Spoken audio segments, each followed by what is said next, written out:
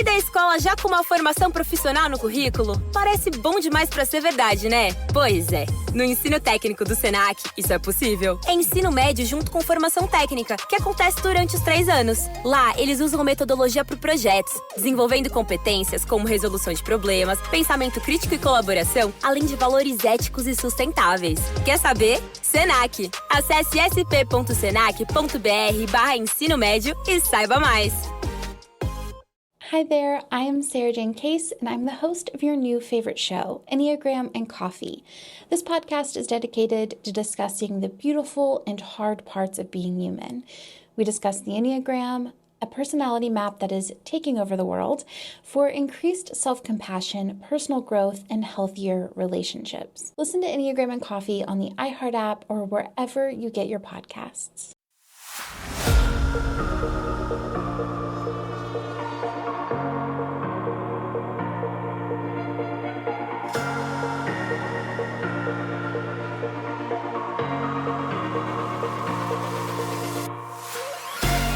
Welcome to Book Talk for Book Talk with Jac and Amy, a podcast where we deep dive into the writing of your favorite novels. This season, we're exploring Sarah J. Maas's second installment in the Crescent City series. This is Jac. And I'm Amy. This is part 2 of this week's episode, where we're discussing chapters 25 through 29 in A House of Sky and Breath. The views expressed by the hosts are entirely their own and in no way represent the thoughts or intentions of the original author. This podcast is a discussion, shared to spark thought and conversation on the characters and themes of this novel. The interpretations presented in this podcast are just a few of many possibilities. Listeners are encouraged to read along and share their own analysis of the text. Though the hosts speak mostly within the constraints of this book, series and extended universe spoilers may be discussed with or without warning. Explicit language, as well as themes of sex, violence, abuse, depression, self-harm, and death will recur throughout this podcast. Listener discretion is advised. If you are enjoying the podcast, check out our Patreon for more exclusive content. You can find us at patreon.com/Book Talk for Book Talk.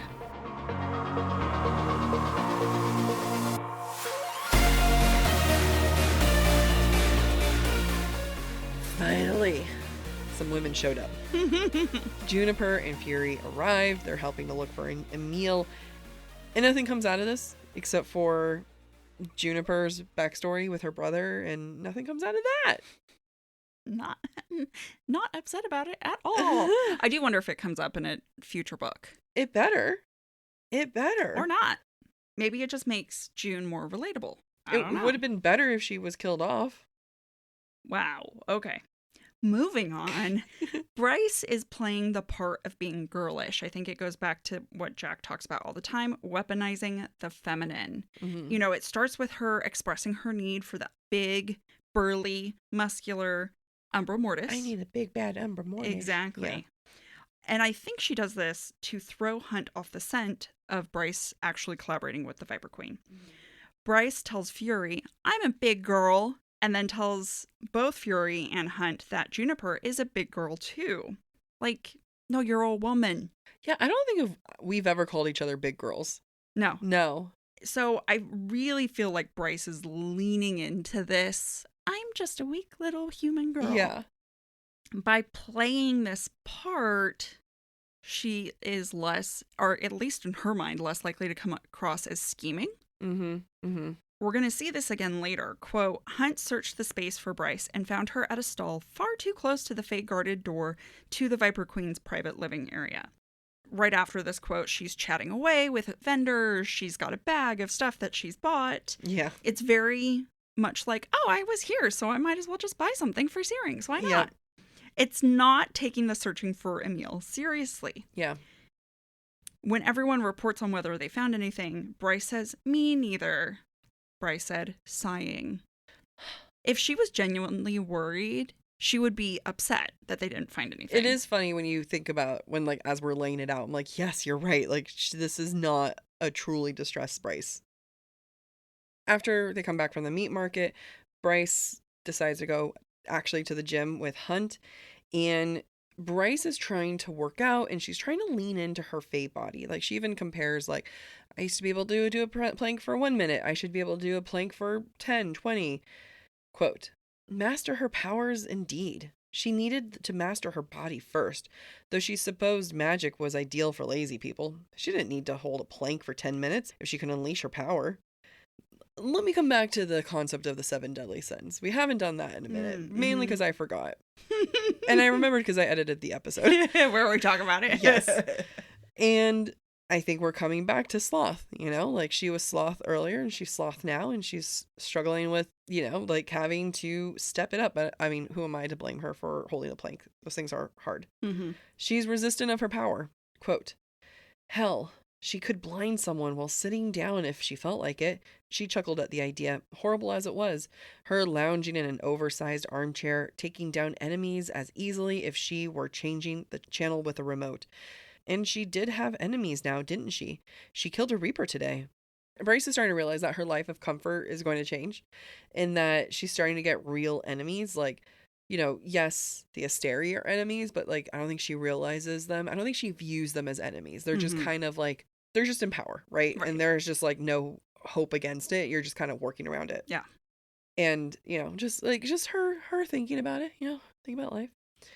And, very famous gym scene. Bryce and Hunt have non-penetrative sex where he goes down on her, and it starts with Bryce and at the gym's wet bar, and she's eating an apple. Quote, Bryce leaned slightly against the counter, the marble digging into her overheated spine, but he only took the apple from her fingers, held her gaze while he bit into it, then slowly set the core on the counter. As we know, apples are the sexiest fruit. They sure are. Why? Because they're associated with original sin. Mm-hmm. Right? Like, it's just kind of like, oh, this one that was so sexy got you out of the Garden of Eden. Like, tangerines could never. No, never. No. You have to peel them. It's so true. But, so you think about apples, you think about Garden of Eden, you think about Eve and the devil, and, it's a sexy apple. And then when they kissed, quote, Bryce groaned, tasting apple and that storm-kissed cedar scent that was pure Hunt, grinding herself against his demanding hardness. Original sin. So I also picked up on the Adam and Eve vibes of this. Bryce, quote, savors the apple's tart kiss. It's very sensual. It's very sexual. And then Hunt asks Bryce, quote, you trying to seduce me with this music? Mm. Bryce is Eve. She is tempting Adam, who is Hunt. And he even takes a bite of the same apple that she's eating. Very, very much aligned with the Garden of Eden lore. In my mind, this means that this scene is the fall of Adam and Eve. This scene is the fall of Bryce and Hunt because they have partaken of the fruit of the tree of knowledge of good and evil. Which means everything that comes from here on out is about uncovering the truth between good and evil. Nice. Before now, they have been in ignorance. Mm-hmm. From here on out, they will start to uncover what the truth really is, which is super meaningful when we know they're about to go to the bone quarter. Yeah. And they're about to learn about the cycle of mortality and the lies that the Asteri and the Underking have been telling them. Great job. Thank you. I will always continue to point this out because I love when books do it, but consent. Quote, Hunt's finger curled over the waistband of her black leggings, but paused. His gaze lifted to hers in silent request. Hell yes, she said, and Hunt grinned wickedly. I'm seeing this a lot more. But I feel like people are worried, whether it's authors or in real world situations, thinking that that having a moment of consent is not as sexy. Yeah. And it is. It is. Like, it really is sexy. You can make it sexy. And I always think of when I see these moments and stuff, I'm like, eventually when I have kids, if I ever have a boy, it's going to be like, and also girls, but especially like a boy, it's like verbal consent. Mm-hmm. Verbal consent. No quiet verbal request, verbal consent. Exactly. And you can make it sexy each time. Me trying to teach a child, you can make it sexy, but don't try to. I'll teach you the sexy part later. Yeah, but it's verbal always. Despite being in a public area, because they're at the gym, Hunt makes sure only he can see Bryce. Quote, and when the thong was completely gone, when she was bared to the world, Hunt's wings spread above him, blocking her from the world's view. Only his to see, his to devour. And then Hunt goes on and just like flat out spreads her legs. Like he puts her legs on the counter and he's like, spread them wide. And it's like a very vulnerable position for her. It's also a very like thrilling position to be when the person who's looking at you is like very into it. Yeah. And it's also something like for Hunt, you know, like Bryce is his to consume and he's going to consume her. Like he's about to eat her out. And it's the same way that Bryce consumed Hunt. Now the difference is like, you know, you got semen to actually swallow, but like, you know, he's doing stuff here too. And there's a sense of ownership there, mutual ownership like that. I'm not calling this as an unsexy ownership or of like, you know, problematic ownership. I think this is one of those things that Hunt really needed. Yeah. You know, we needed this win. Yeah, he needed to feel like he owns Bryce. Yeah. Like she has given all of herself to him. Yeah. He's trying not to be insecure. Right. But he has every reason to be. Oh, he sure does. Yeah. So then the question becomes why oral sex, right? Because Bryce performs oral sex on Hunt. Now he's about to perform it on her. Why all of this before they actually have sex? Now, the obvious answer, it is, actually, I think there's two obvious answers. One, it adds tension. It adds like, you know, more sex scenes without it being, you know, straight into sex. You have like this buildup, right? The second answer, I think, is that their sex is going to be life altering, you know, like they're going to physically leave their body and everything. And it's going to show that they're mates, but also, again, power attracts power. It's an even playing field. She goes down on him, he goes down on her. Yeah. They're supposed to be even. And kind of back to your first point, it's the power of three. Bryce goes first, Hunt goes next. Now we get to go together. Woohoo! And it just makes the third time extra special. Yeah. But like we've been saying, Hunt is feeding on Bryce. He's devouring her. It's giving him a sense of power. Not necessarily power over her, but power in ownership, power in that vulnerability of them sharing their bodies with each other. Yep. He also has power over her pleasure in this scene, just like she had over him. And like Jac said, it feels like an even playing field. However, an important question comes to my mind, since we know that just before this, Bryce secretly left messages for the Viper Queen. Yeah. So in this moment, even though she is giving herself to Hunt, Hunt's power is an illusion. Bryce feeds into that illusion. It makes her telling him that she loves him less special to me. Yeah. Because she's lying to him actively. Not lying about the love. Not lying about the love, but lying about Emile. Yeah. Coming back to the omission. Coming back to omission. Coming back to how you feeling about it now, Amy. Called out. It cracks me up, though, again, coming back to sweaty vagina. Oh, gosh. It's just, like, I love that SJM, like, tries to, like, she recognizes it because Bryce is like, hey, you know, I've been sweating. Like, I've been sweating here. And, you know, like, it's a concern. But, like, the solve that she has for this, quote, this is from Hunt's point of view, or this is Hunt saying to Bryce, quote, you taste like God's damn paradise. I knew you'd taste like this. It's hot. I get it. It's like they're at the gym. They're hot bodies. They're sweating. They're doing all these things. But, like, she's been in those leggings for a while. She was at the meat market. It might still, I'd like to imagine that the meat market probably has, like, really delicious Korean barbecue smells, which clings to everywhere. That's just disgusting. I'm just saying. It's also the height of summer. Oh, my God. Yeah, it's, you know what? Good for them.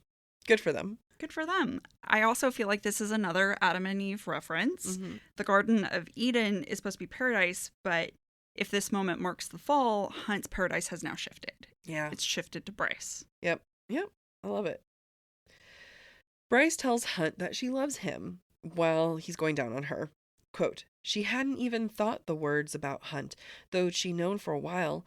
Why they came out then, she had no idea. Ma'am, did you not whisper them at the end of Crescent City 1? Did you not right. whispered in his ear so softly that he then was like, you're going to tell me you love me and then fucking die? Like, yeah. But whatever. We'll just pretend like that didn't exist. In response, though, like, she tells him, I love you. And he, like, doesn't even say anything. He just looks at her and goes, I got my assignment. And that is to to eat go you harder out with everything I have in me. Yeah, the exact quote, Hunt, quote, dipped his head back down between her thighs and feasted on her. Feeding references. Mhm. We know this comes back to power. He cannot live without her. Bryce is Hunt's source of nutrition, of nourishment. And even though we see Hunt in power, it's really Bryce who is in power, because Hunt is the one who would not survive if Bryce did not provide for him. You know what they say, a vagina a day keeps the doctor away. I have so many personal thoughts about that, but I'm going to keep them to myself. When Bryce orgasms, it's a prelude of what's to come when they eventually have sex. Quote, she arced clean off the counter, fingers scrabbling in his hair, pulling hard. She was flaring with light inside and out, like a living beacon. She could have sworn they fell through time and space, could have sworn they tumbled towards something. But she wanted to stay here with him, in this body, in this place. They're literally going to be traveling when they have sex. Like, they're literally going to be going through all that. Yep. Now, I want to go into this moment of time and space. We know that they're capable of moving through space. Mm-hmm. They literally do. But we don't know about if they're capable of traveling through time. Mm-hmm. And it's referenced a couple times about when they're together like this. And I want to do a shout out to one of our listeners, Colleen. Say hi, Colleen. Hi, Colleen. Thank you. Hi, Colleen. And she sent us a DM that I haven't responded to. Oh, poor Colleen. I wanted to wait until I said, like, hey, we talked about this on this. Nice. Basically, she asked me, do you think Throne of Glass, Aelin's world, was set 15,000 years ahead? And I was like, yeah, isn't that what we heard? That they came over. And she said, well, that would mean that when Aelin was falling through her powers and all that stuff, she sees Rhys, and Rhys gives her power. That means she would have to have traveled 15,000 years into the future. Mm-hmm. Which, for me, looking at this, and I'm like, it's possible. Yeah. If you can travel time and space through sex, just going down on someone, then I feel like this. I mean, like, I think time, and we've already had Silver Flames, where there's a lot of hinting about time travel. Mm-hmm. I feel like it is so safe to say that time travel will eventually be introduced. I agree. Post-gym, Hunt thinks about how no one's told him that that they loved him except for his mom. And it just adds more layer of, like, feeling bad for him, but also, like, maybe even relating to him. And yeah, I do love it. Like, he just appreciates Bryce so much. he really does. But let me ruin it a little bit. Great. Hunt thinks, quote, any thought of their search at the meat market tonight dissolved like melting snow. She did it on purpose. So not that she did it on purpose. I'm not necessarily saying that right now. What I am saying, though, is that if the snow is melting, that means it had to have snowed. And so the meat market, metaphorically, is causing that snow. Okay. It's that visit, that this search for Emile is causing a problem, is causing a rift between Bryce and Hunt. Maybe, deep down, Hunt knows something is being kept from him. Yeah. And he sensed it during the visit to the meat market. Yep. Now his concerns are wiped away because of sex and because of expressions of love. And I don't think that's intentional. Yeah. But it does feel icky. It doesn't feel great for those of us who are analyzing this. Not at all. Bryce and Hunt are now back in their room. Emphasize on the their. It's italicized. Quote, Hunt laid beside her in bed 30 minutes later, the minty scent of their toothpaste and lavender of their shampoo mingling in the air. How... Emphasis added. Yeah, it's just funny where... I mean, I think like in the book it's actually like italicized too. Oh, is it? Yeah. Because like he's just so excited about it being theirs. Mm-hmm. And it's funny because like, does this mean that right before this moment it was all Bryce's? Because Bryce had the lavender shampoo, Oh, not absolutely. him. Like suddenly there's co-ownership. Like they didn't go to the store to go buy these things together, but everything that is now that was hers is now his too. Mm-hmm. So, I do want to, like, I see this, it is a sweet moment. I'm not trying to, like, diminish it.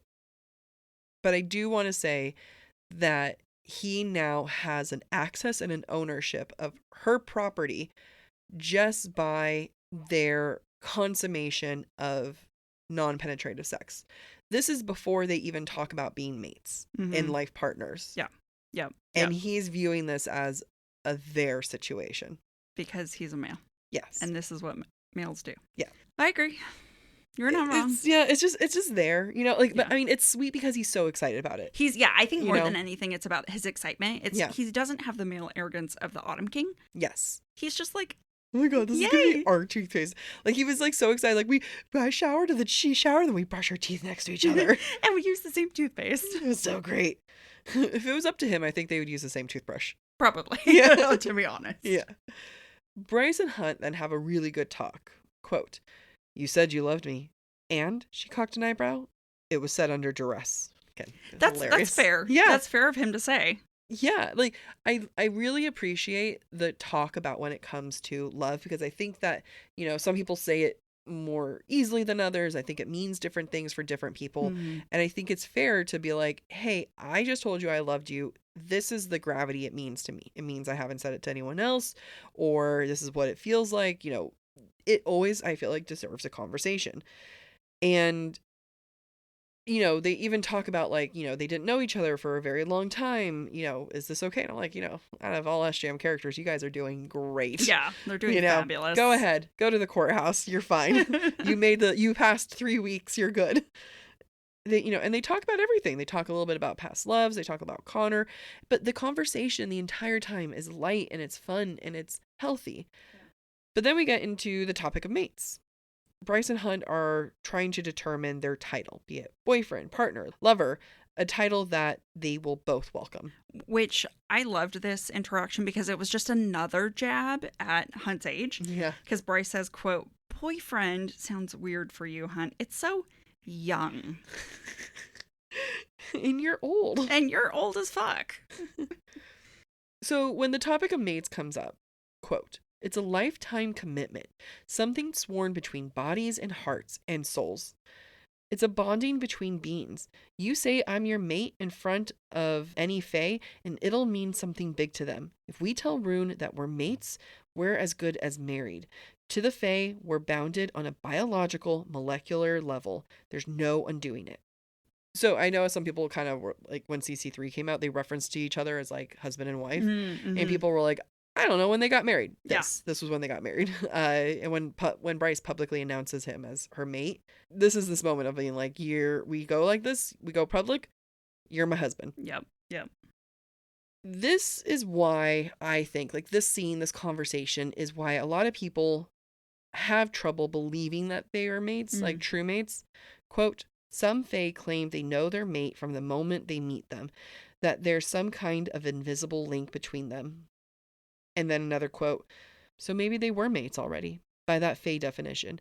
Maybe Erd had long ago bound their souls, and they needed all this time to realize it. But did it matter if it was fate or a choice to be together?" It's a good thing to talk about because, one of the things that people struggle with the concept of mates, and it's not just SJM who does this. This is a lot of in the trope of mates, right? Fated mates, all of that. Mm-hmm. There comes a question of consent. Can someone truly consent to someone when they're being forced together?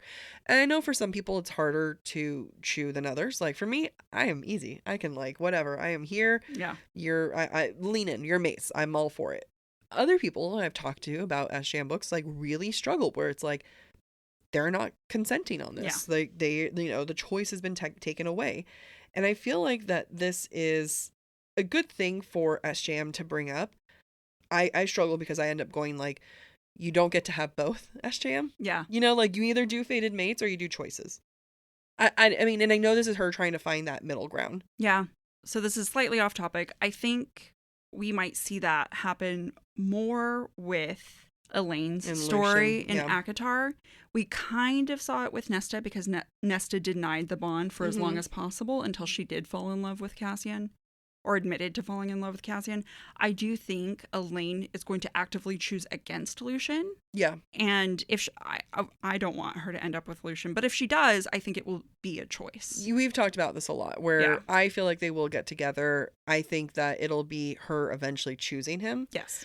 But it's just so like... But is it really a choice if it was always destined to be? And this is SJM's thing of like, okay, well, you can choose it, but then at the same time, well, fated mates, you can't choose your fated mate. You fated or you're not fated. Yeah. And then you're mated.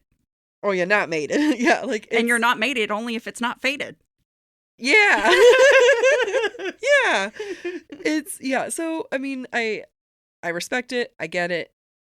But, this is to me, like, this is the moment of like, yes, this is why everyone was like not fully On board or believing it, I think. Yeah, I think that's a fair point. Knowing what we know now of Flame and Shadow, I do think that this entire conversation is ironic because there is a point where Hunt asks, well, can there be mates between different species? Mm-hmm. And the irony is the fact that they are, in fact, all the same species. Yeah. Yeah. The title of mate is the one thing they're both good with. Mm-hmm. Bryce is worried about, calling each other mates. Quote, "You're the one who's been defined by other people's terms for centuries. Fallen, slave, umbra mortis. I just want to make sure it's the title you're cool with having. Forever. Of everything I've ever been called, your mate will be the one I truly cherish." It's sweet. Like, again, healthy. Talk about it. Yeah. Make sure you guys are cool with it. Yep. They have both struggled with titles given to them since Earth and Blood.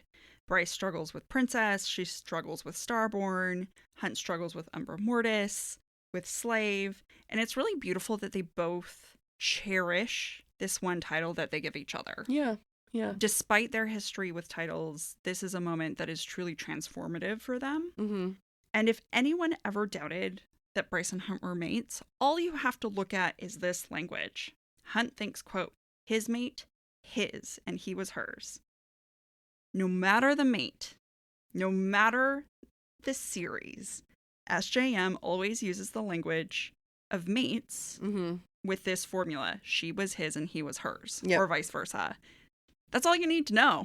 There's an ownership. And that's like part of the beauty with mates, though. Like the concept and tropes of mate. It's just that like someone completely and utterly owns you as much as you own them. Yep. Now it like pound on your chest and I can't. My boobs are really high today. I hurt myself when I do it because I can do it really hard. It's I have to go so high up. It's makes me think of Wolf of Wall Street. Matthew McConaughey. Have you seen that? No. No. I only know it from the trailer. Okay. You haven't even watched it. No. The way you said it. Oh. You haven't watched it? Wow. Can't believe I haven't seen that. Excuse us while we hydrate and you listen to this ad. Amy, I just left on vacation and I am gone for 2 weeks and I am so mad at myself for not bringing my Blissy silk pillowcase.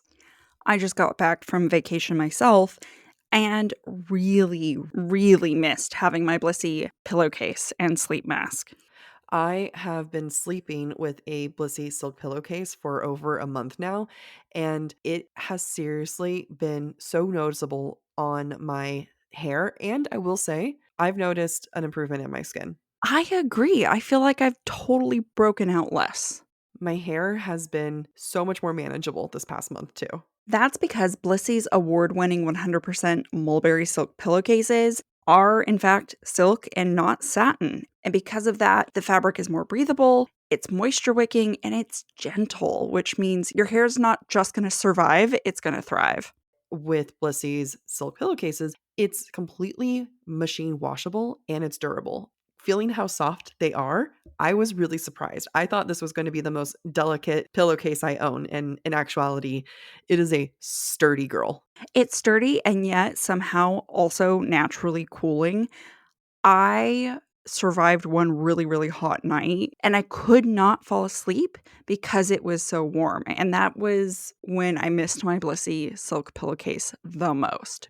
I'm so obsessed with Blissy that you said you have the silk mask. I went in and got the bonnet and I love that silk bonnet too.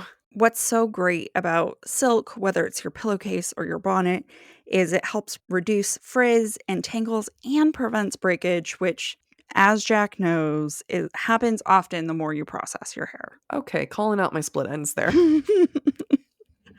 Everybody loves Blissey. They have a ton of different prints and colors, and they make great gifts because there's an option for literally everyone. Even my stepdad loves his Blissey pillowcase. They have over 1 million raving fans, and you could be next.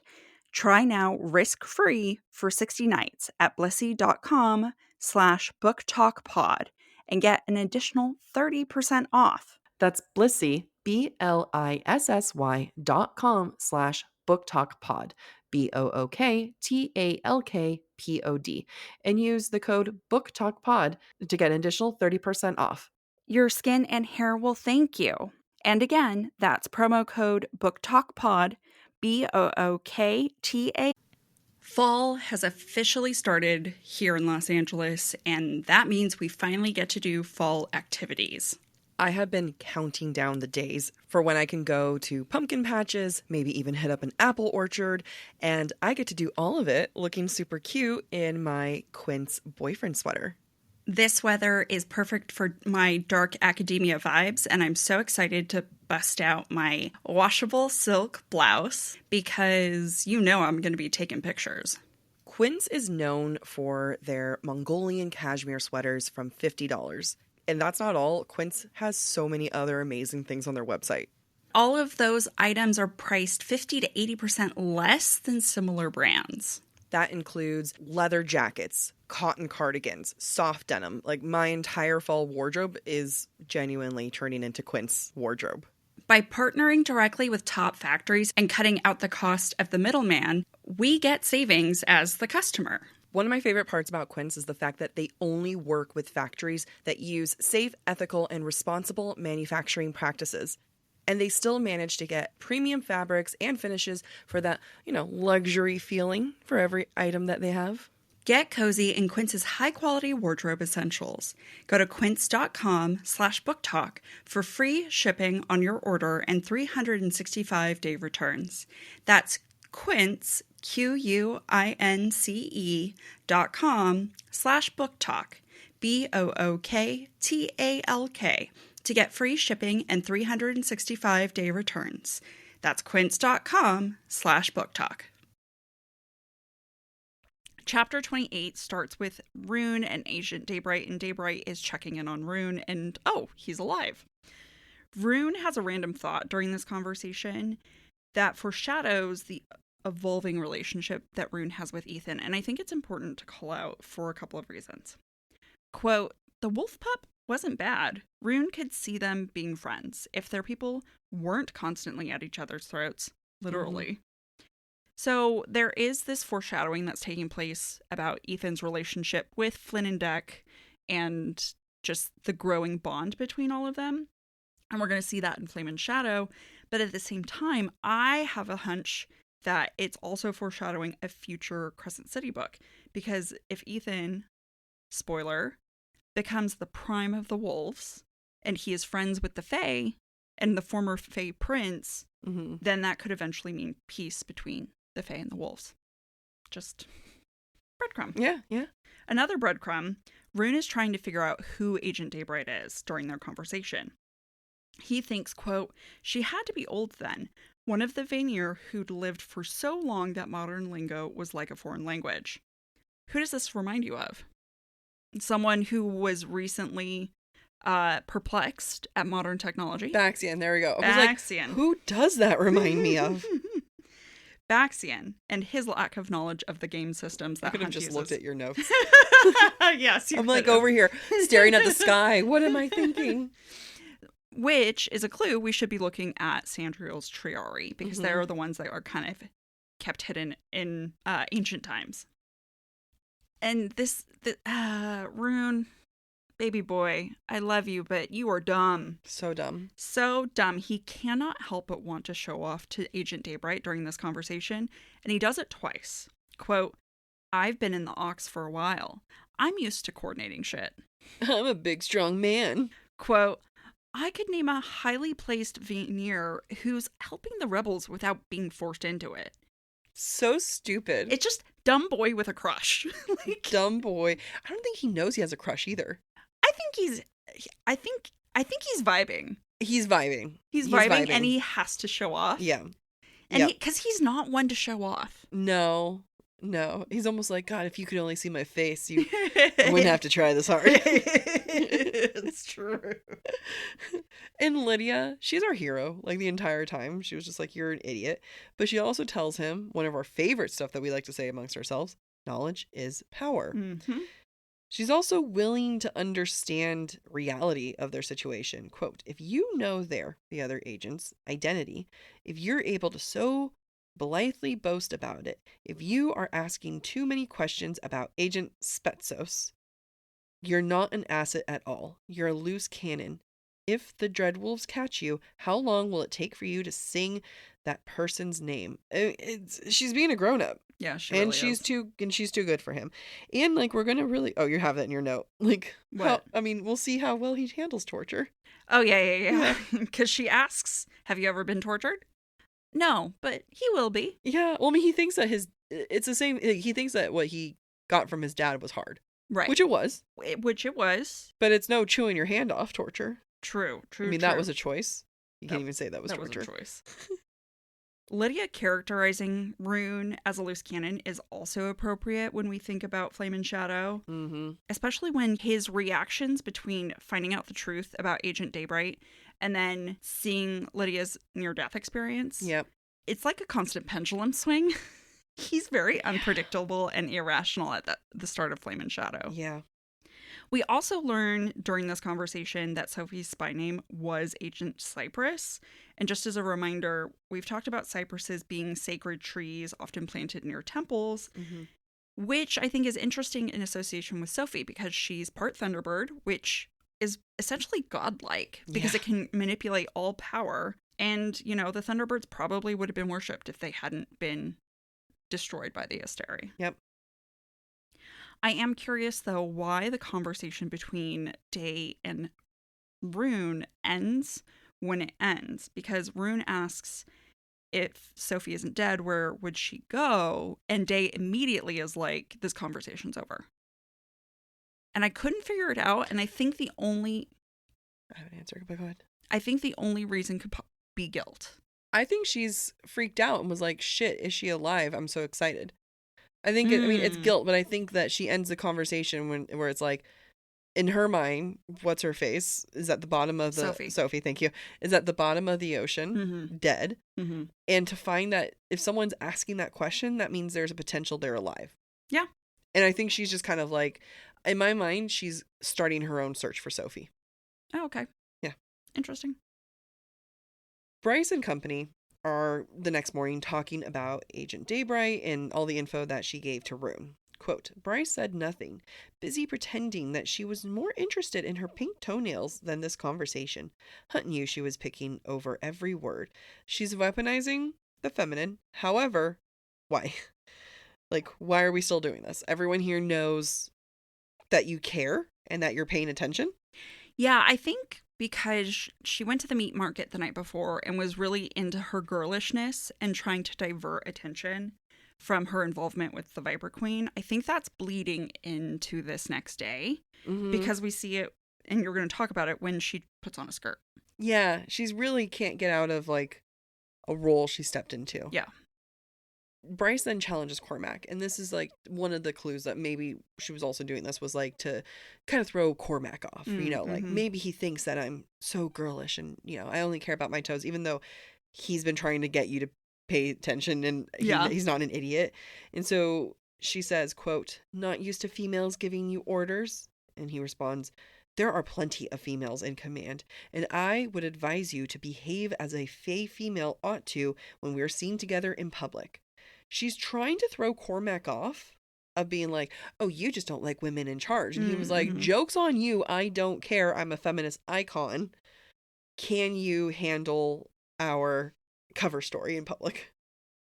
Even though she isn't successfully throwing Cormac off, Hunt is still turned on by the sassy interlude between Cormac and Bryce, and it reminds me of Earth and Blood because Hunt was turned on every time Bryce's sass was directed at someone else. Yeah, we're seeing that again. As long as it's not directed towards Hunt, like, it's thank fine. God this isn't, I'm not in trouble. Yeah.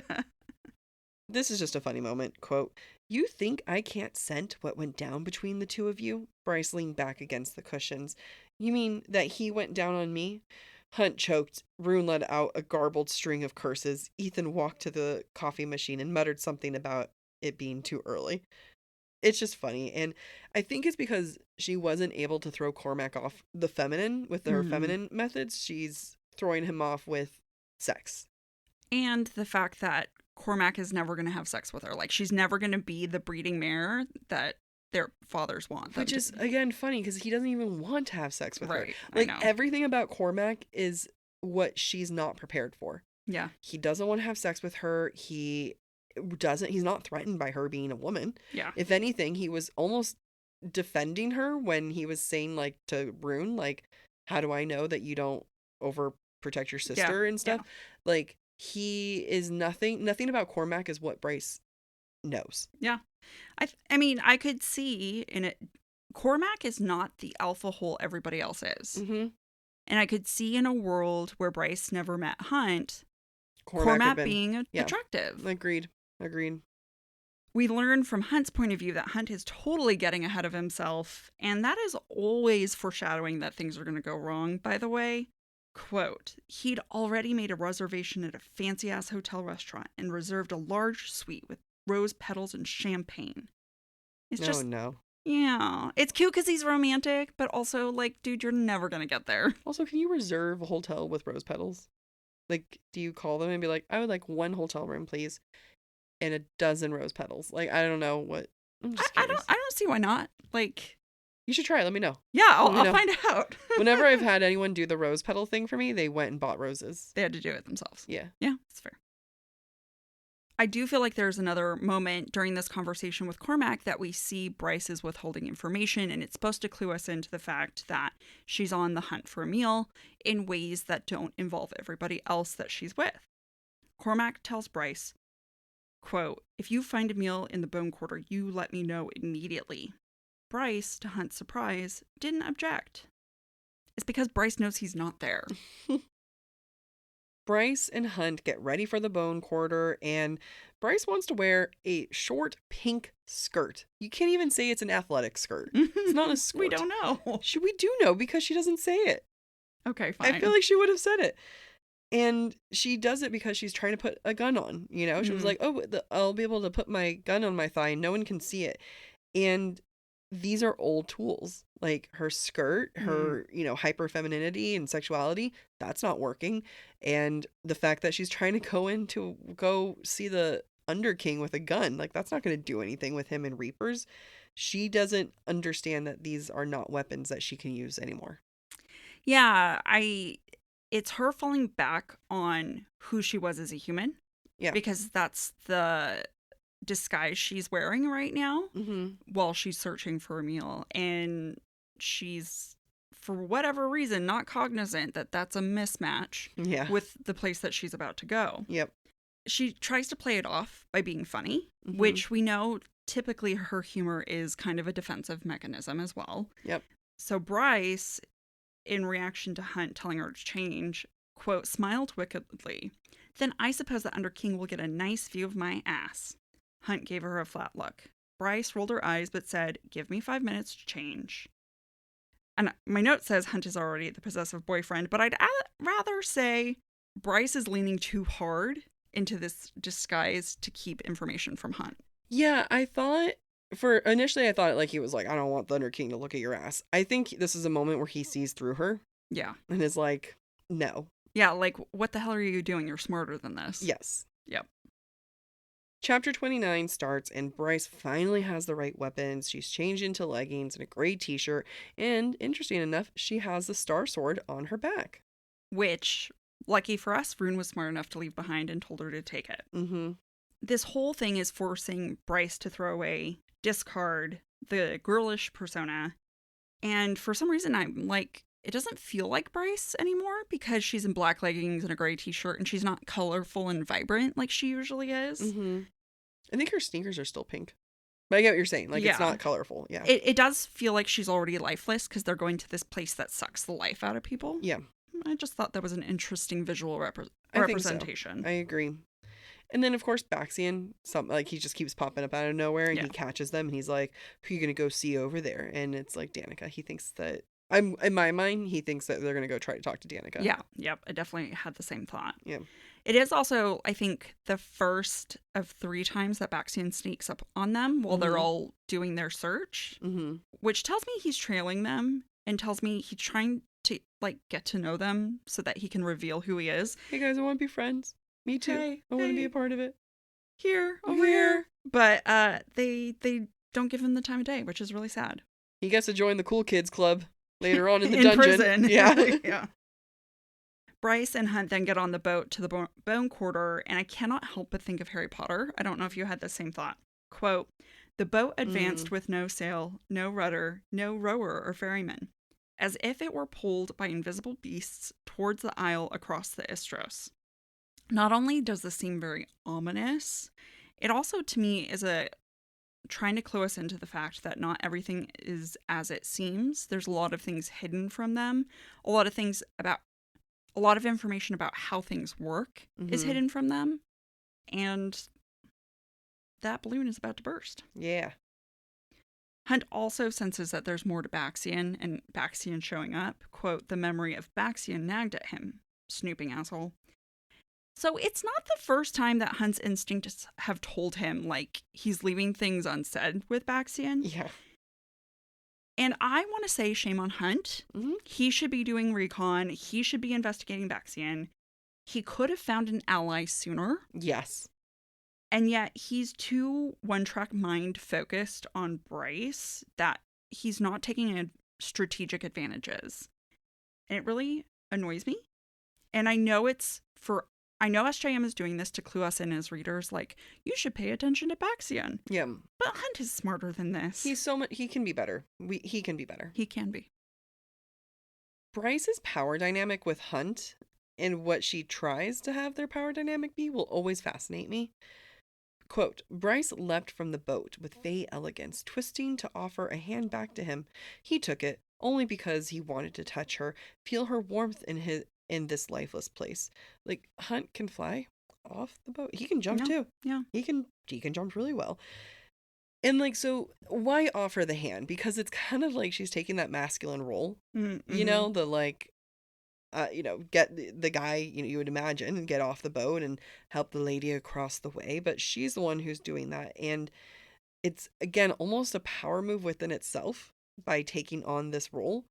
And another way of thinking about it, though, is that it's Bryce trying to get Hunt to reach her level of power/willingness. Yeah, I agree with that point. I view this as kind of signaling Bryce is going to move ahead faster than Hunt, especially as they go down this path towards their destiny. Because if you think about it, they are now at a point where there's no turning back. They're about to learn information that to ignore would make them the bad guys. On the other hand, though, I also feel like this is demonstrating that both Bryce and Hunt need to feel connected in this place. Yep. That because of the lifelessness around them, and because they just had a conversation about being mates the day before, they want to be close to each other. And for once, I don't think they're taking each other for granted. From Hunt's point of view, we learn, quote, here Bryce had once knelt. Right here, she traded her resting place for Danica's. Hunt squeezed her hand tighter. Bryce squeezed back, leaning into him as they stepped under the archway. And, at least they're going together, I think is important. Yep. I also want to call out in the setting that there's obelisks lining the path on both sides, and it's very ancient Egypt once again. In ancient Egypt, in their temples and burial sites, obelisks were often oriented either west or east, with east representing the rising sun and rebirth, and west representing the setting sun and the afterlife. Some believe that obelisks could guide the souls of the dead to the afterlife. Oh. So, interesting little tidbit for SJM and her settings. Yeah, seriously. Coming back to power calling to power, Bryce is, I mean, she's an emboldened person, but when she's with Hunt, I feel like she's extra emboldened. Mm-hmm. The Underking at one point calls Hunt Orion by his name. In quote, "Call him Hunt," Bryce drawled. "He gets huffy if you go all formal on him." Hunt gave her an incredulous look. And it's like, for Hunt, she will sass back. Like, yes, she'll sass back no matter what, but like, she'll have that extra bravado while he's there. Yeah, and it puts her in a position of power over the Underking. Mm-hmm. I also, in this moment, sense there's this pattern, because we've seen now the Underking call Hunt Orion.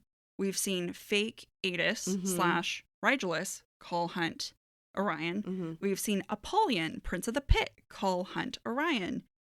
We didn't get Orion a lot in Earth and Blood, maybe once. Yet these beings of power are calling Hunt by his given name, Orion. It's almost like a sign of respect for Hunt and his power. Yep. And I think SJM being like, ding, ding, ding, pay attention to Orion. Yeah. Now, we should be fearful of the Underking. If we pay attention, he's described in ways that are very familiar to us through A Court of Thorns and Roses and Throne of Glass series. His voice is, quote, simultaneously ancient and youthful, but cold and dry. His face is, quote, hideous beyond belief, yet regal. Reminds me of the Weaver, the Cauldron, the Book of Breathings, and just Valg in general. So, he sounds a lot like them. I think so. There's even like a Throne of Glass monster thing that is obsessed with jewels and coins and money. I can't remember it. And they're going through like mountains or something like that. Yeah. And they're like, oh, they're easy to kill. Is it the spiders? No. But I saw somewhere online, someone compared this, said, oh, that's what the Underking is this thing from Throne of Glass. Oh, I'm going to have to go back. I'm going to have to go find someone who said it online. Because I can't remember right now. There's also this nice little callback to Earth and Blood. Quote, Bryce lifted her chin and said, bold as Luna herself. Which reminds me of our Earth and Blood season. Jac compared Bryce to Luna a lot, and Hunt is basically saying that in this thought process. Which I think is also a breadcrumb, because Luna is the female Fae deity respected by all Fae, who happen to be only ruled by men. Okay. Until Bryce becomes the Fae Queen. Okay. So Bryce being Luna, a Fae deity, I think foreshadows Bryce being a Fae Queen. And later on, Bryce said, cool and calm as a queen, like she's constantly being queenly. Just, remember. I love it. Being in the Bone Quarter, confronting the Underking is where we really start to understand that there are more lies than we could ever have guessed in Crescent City. The Underking tells Bryce about the Reapers traveling between realms, because Bryce is like, Reapers can't travel between realms. If it's in the Eternal City, it has to stay in the Eternal City. And the Underking says, quote, a comforting lie for mortals. And he says this phrase, comforting lie, a couple times. To me, this is SJM signaling to us that we should be questioning everything that we know about this world, because everything has been designed in Crescent City to be convenient for the mortals and disguise what's really happening behind the scenes. Yeah. At one point, the Underking says, quote, I swear upon Cathona's dark crown that no living being other than you are currently on this island. Dark crown? Mm-hmm. That's what we call, that's what the Prince of Hells call Hunt's thingy, like his tattoo. His tattoo, that's right. Yeah. In Earth and Blood, because I had the same note, Hunt's tattoo is called by Adis a black crown. I wonder if it's the Asteri mocking Cathona, like mocking the deity. I couldn't figure out why that connection was there. Is it signaling Hunt is really powerful? Is it signaling the Asteri being like, haha? Well, I mean, to me, I saw that moment and I was like, there was so much God reference in this book and the previous book. And even in the next book, there's a lot that Bryce deals with, saying like, do the gods go into the other worlds? Do we have the same gods? Like, you know, if I die here, where does my soul go? You know, like there's a lot there. And I think that I wouldn't be surprised if they somehow come into play, just like the mother comes into play. Yeah, I completely agree. And we see the gods in Throne of Glass, and they get exiled. And the fact that Chthonia's crown is a dark crown makes it almost sinister. Yeah. Which I thought was interesting. Maybe it means Chthona was trapped at one point too. Maybe. Yeah. That's a great point. Oh. We then get the big reveal that First Light is not only power that generates their form of electricity, it is true unadulterated power. And we learn that the souls of the dead are not dumped if they're unworthy. It's because they still have First Light that is worth consuming. Yep. And that's why they're brought to the Bone Quarter. We learn about Second Light and how it's harvested from the dead when they pass through the Dead Gate. Bryce's power is called by the Underking, quote, raw, nutritious First Light, because she didn't go through the Eleusian system when she did the drop. Raw, nutritious First Light. Think about the fact that Hunt just ate her out. I literally was just thinking, I'm like, just like her vagina. This is all foreshadowing what we learn about the Asteri. Yep. About how the First Light is nutrition for these intergalactic beings. Yep. It's so weird to call them that. Seriously. The idea that First Light is a source of power and that it is harvested is another reminder, like we should be second guessing every system that's ever been built in Lunathian. And we shouldn't believe anything that could potentially be a lie if we haven't seen the honest side of it before. And what I love about the Underking is he's just your typical 1920s mobster. Yep. He helps the system run to take advantage of people, but he's also going to skim off the top for himself. Quote, as their souls pass through the Dead Gate, I take a bite or two. So it's disgusting and threatening and nasty when he's like, Bryce, I'm going to taste your First Light. What did you do last night to me? Amy was imitating a bat last night. And a vampire bat. A vampire bat, and like flicked her tongue in and out very aggressively. Sorry. It's okay. Now, just a reminder to something I said earlier in the episode, all of this information is a result of Bryce and Hunt partaking of the fruit of knowledge of good and evil. And now that they've seen evil in this world, I think this is the moment. Like, I know we've talked a lot about, like, this is a turning point, but now that they know true evil, now that they know the truth, their destiny has been determined. They can't, they no longer have a choice. Yeah, I mean, he's like, why are you telling us? Because we're not going to, he thinks he's going to kill us. That's right, why. Exactly. Little does he know, there's still more to the book. Now on to some breadcrumbs. In chapter 25, Ruhn distracts himself with the holy number showing up in the room and in their world. Quote, Ruhn spied their own solar system in the center of it all. 7 planets around a massive star. 7 Asteri. 7 princes of hell. 7 gates in the city. 7 and 7 and 7 and 7. Always that holy number. Is this meant to make us think about how 7 shows up in Estriam's other works? Probably. Oh, yeah. It also makes us think about the solar system in Rhys's office, because this book, to remind ourselves, came out after Silver Flames, and we saw a similar solar system in Rhys's office in his home. Yep. The Autumn King tells Ruhn about the Star Sword. Quote, it's an ancient sword made from the metal of a fallen star, a meteorite. This sword exists beyond our planet. So yeah, keeping in mind that this all comes out after Silver Flames, we know the meteorite reference. How we did not know so early on. Yeah. Like, the smart people were reading this book and was like, wait a minute.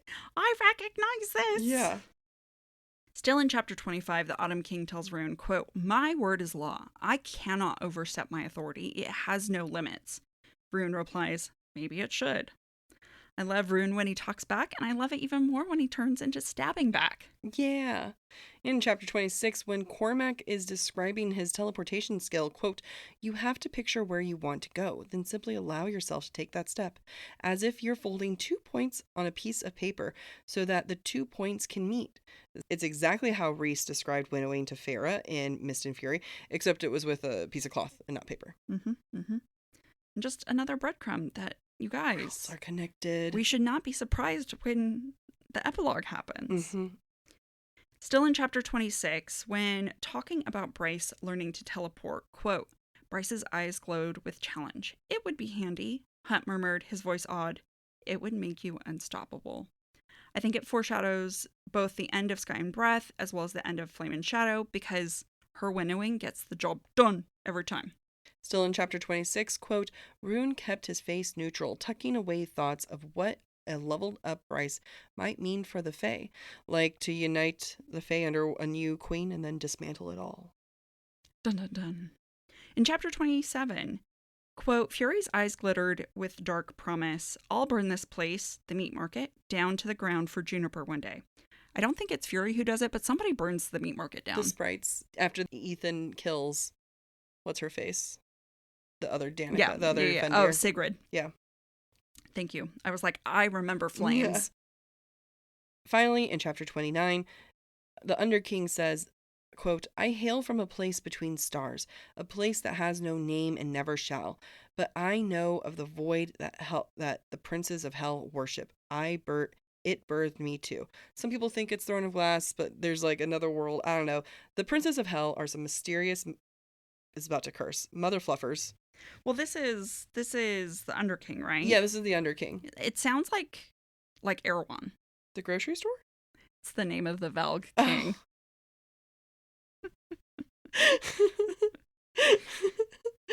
Isn't it pronounced Erewhon? I don't know. I think it is. Is this in Throne of Glass? Yes. I don't know. Yeah. I read it under a fever dream. Yeah, yeah. Okay. Same as the grocery store. Amy, I've got a question for you. Yes. It's a good question, too. In my mind, I wrote it. To what extent are Bryce and Hunt on an even playing field? And how much does Hunt's own resistance to power delay Bryce's growth? So, let me start with Hunt's resistance to power. Mm-hmm. Bryce can sense this. All Hunt wants is to be normal. All Hunt wants is to do the things he never got to do while he was a slave. And so he keeps resisting searching for Emile. He keeps resisting anything that means the Asteri will pay attention. Mm-hmm. And what does that mean? That means Bryce withholds information from him. Yep. Because he's not willing to be on her level to go do the things that need to be done to find Emile and ultimately to threaten the Asteri. So even though maybe emotionally and from a sexual intimacy standpoint, Bryce and Hunt are on the same playing field, within their power, they are not. Bryce actually is actively pursuing her power where Hunt is not. And she cannot succeed without Hunt. We're going to learn that in Flame and Shadow.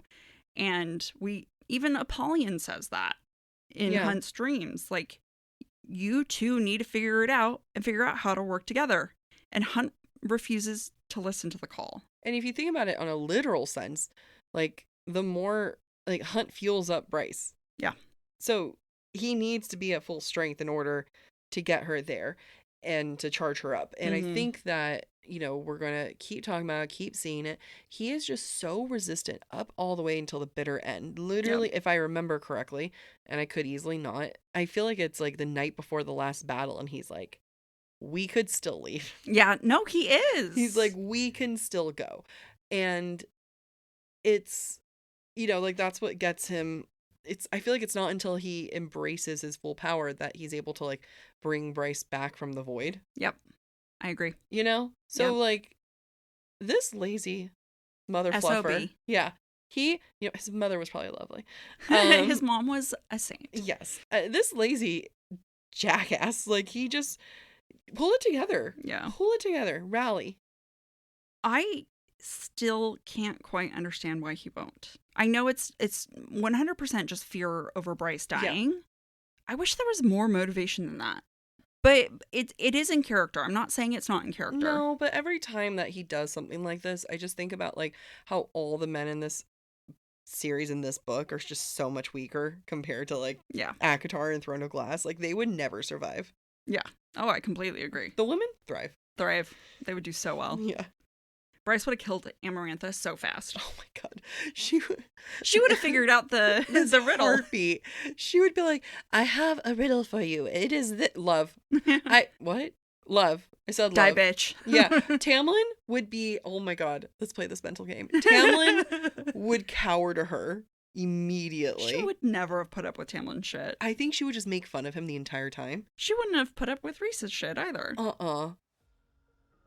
Wow. That's so funny. She would have devoured them all. She would have been Amarantha. Yeah, it's true. It's true. Yeah. They both have red hair. Yeah.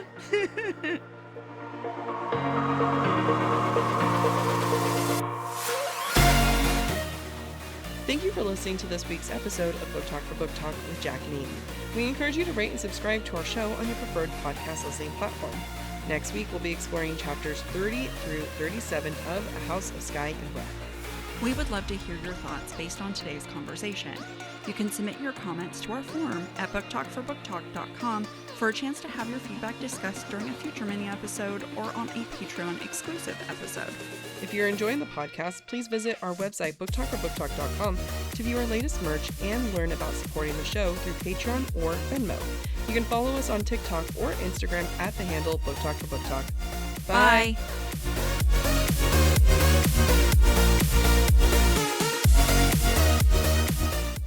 A truly distressed Bryce. Yeah, if she was truly... Yes, I just saw that. There was a moment where I was like, you can just let the computer die. We don't need the thing. And I was like, no. Okay. All want hunt. All what hunt? All what hunt? All want. All want hunt. I purse.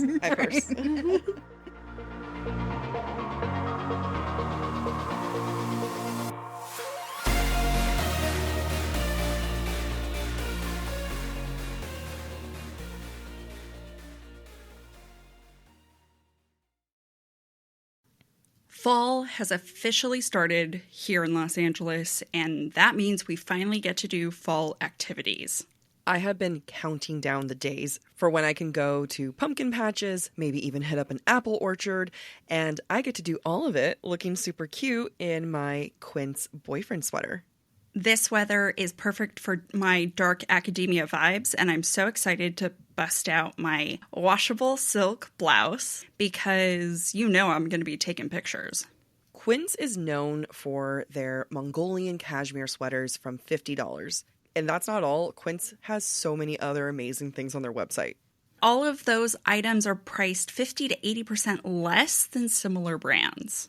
That includes leather jackets, cotton cardigans, soft denim. Like my entire fall wardrobe is genuinely turning into Quince wardrobe. By partnering directly with top factories and cutting out the cost of the middleman, we get savings as the customer. One of my favorite parts about Quince is the fact that they only work with factories that use safe, ethical, and responsible manufacturing practices. And they still manage to get premium fabrics and finishes for that, luxury feeling for every item that they have. Get cozy in Quince's high-quality wardrobe essentials. Go to quince.com/booktalk for free shipping on your order and 365-day returns. That's Quince, QUINCE.com/booktalk, BOOKTALK, to get free shipping and 365-day returns. That's quince.com/booktalk.